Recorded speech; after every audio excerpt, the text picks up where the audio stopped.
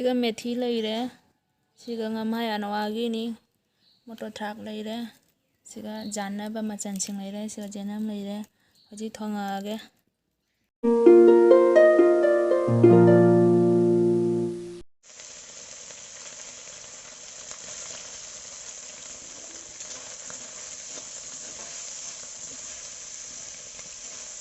hana ngoche ekike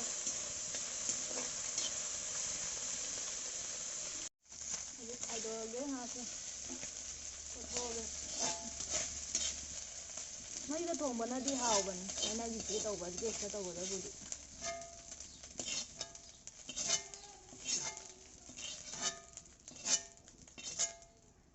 mama ni ta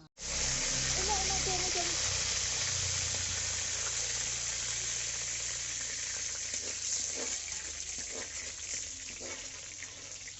jangan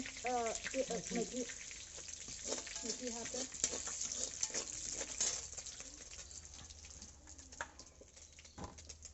na bela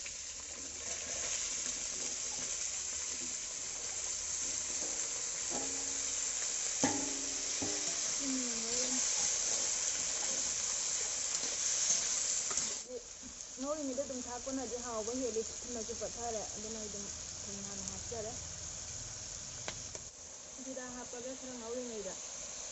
man thang daram dai da mu ka tang hapa jangan hapaga hoji ka mula amina poche kasla ro ya ba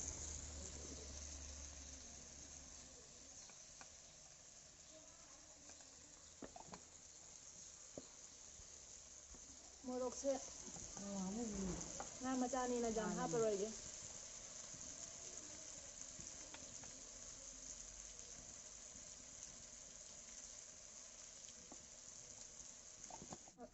Ini jangan jaga sabole, ada nanga se hapa ge.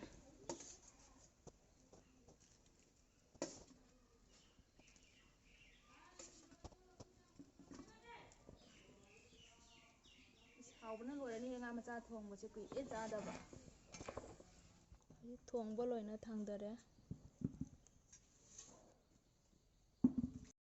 Hi everyone, ngasigi hinjang do thong ba loi jare nga kup thong ba do ado alu ga morok kanji ga ama melage aduga charage do mayam kamai to bai do ai hairage hawi hauti ai do mayam jing morok se melage thong ga kanji morok se micro aibra macro aibra adun do masinga do mana zum chap chana sai ne tanam bu nam nam ne ado mayam ai hojik cha ba se hojaraga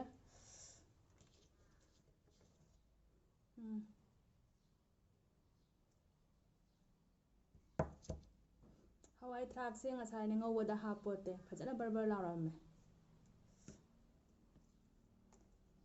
ahan bai japom chidi viewer mayamgi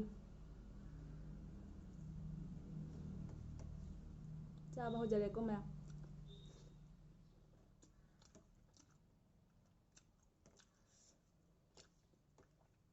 wow mani hinjang se kuira na wagi nga kup thong ba cha da ba ma so tha he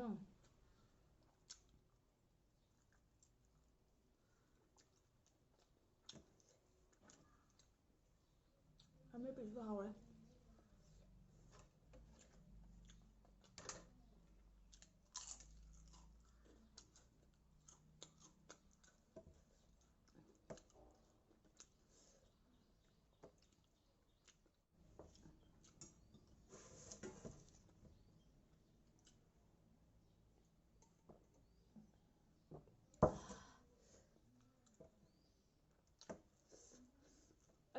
video gini post to basa chaba gi se phajana ne uwai ba ja de bo aina thamba haita ba ira khang de maya na to ba di phajana ui bo ai phana kana hona ba ni amta tawba ngamde uwai ba ja de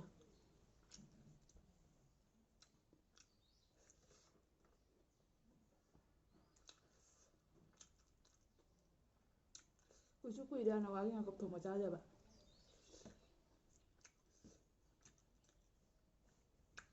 moto thak se hau bana sumana sila cha ba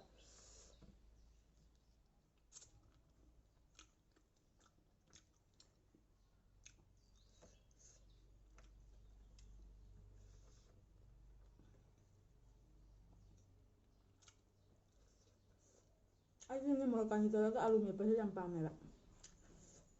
ꯃꯌꯥꯝꯁꯨ ꯆꯥꯕꯤꯌꯨ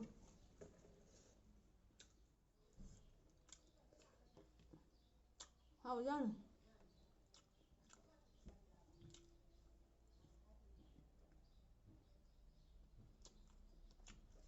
ꯑꯃꯦꯠꯄꯁꯦ ꯈꯔꯗꯤ ꯂꯦꯝꯃꯦ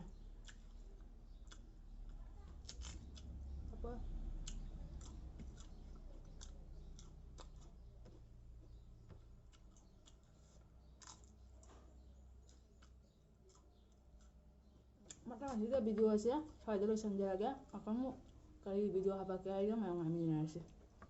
ꯕꯥꯏ ꯕꯥꯏ